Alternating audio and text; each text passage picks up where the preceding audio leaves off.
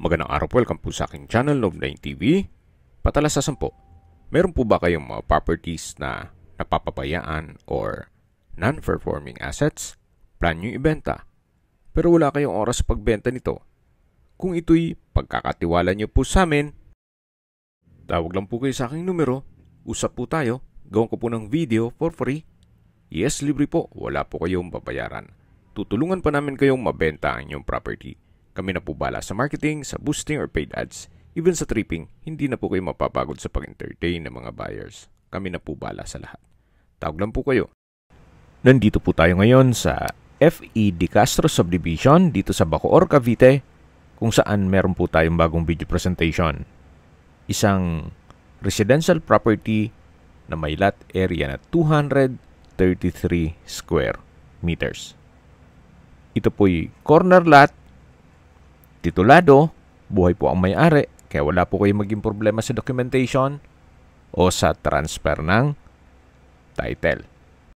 Napakaganda po ng lokasyon nitong property gawa ng malapit po sa mga business establishments.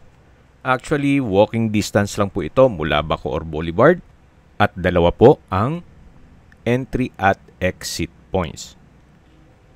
May access road po ito sa kabilang gate na kung saan dun po yung Molino Road. Then dito naman po sa main gate ay yung Bacoor Boulevard. Yan po ang frontage ng corner side. At check po natin dito sa loob. Medyo masukal, pero patag naman po siya. Usable naman po, hindi nyo na kailangang magpatambak. At flood-free area na rin po itong area. Kung sakali man po na hanap nyo isang maliit na sukat ng lupa para sa inyong negosyo na malapit sa lahat, malamang ito na po yung hinahanap nyo.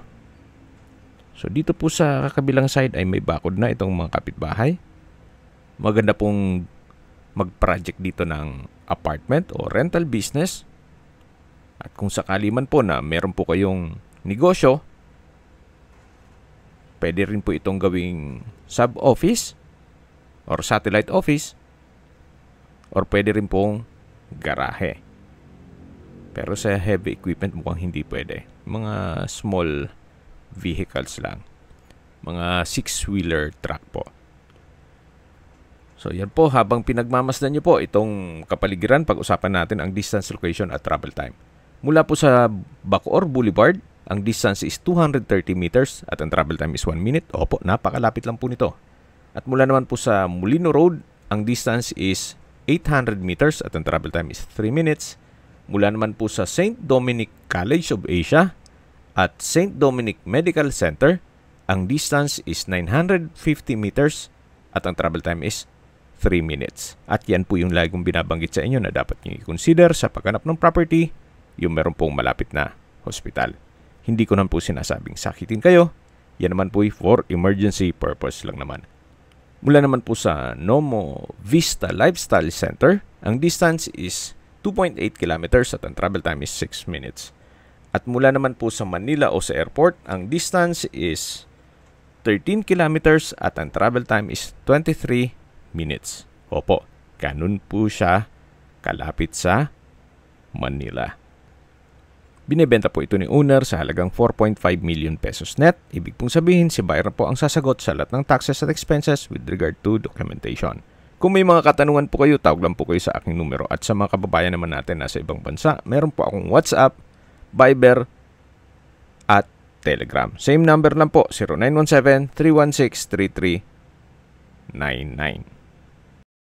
Sa mga nagtatanong naman po ng aming Facebook, meron po aming Facebook page na Nov9 TV at Facebook Real Video. Meron din pong TikTok at Instagram.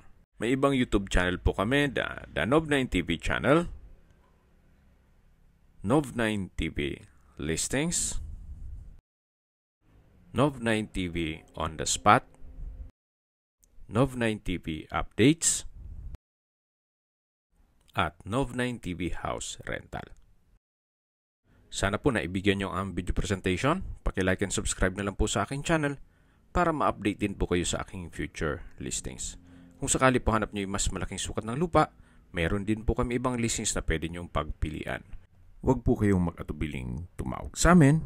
Then, let us know your budget para malaman namin kung anong property pwede naming ilog sa inyo. Sa lahat pong viewers, subscriber at nagtiwala po sa amin, salamat po sa suporta. Ingat po kayo lagi at yung pamilya. Maraming salamat po.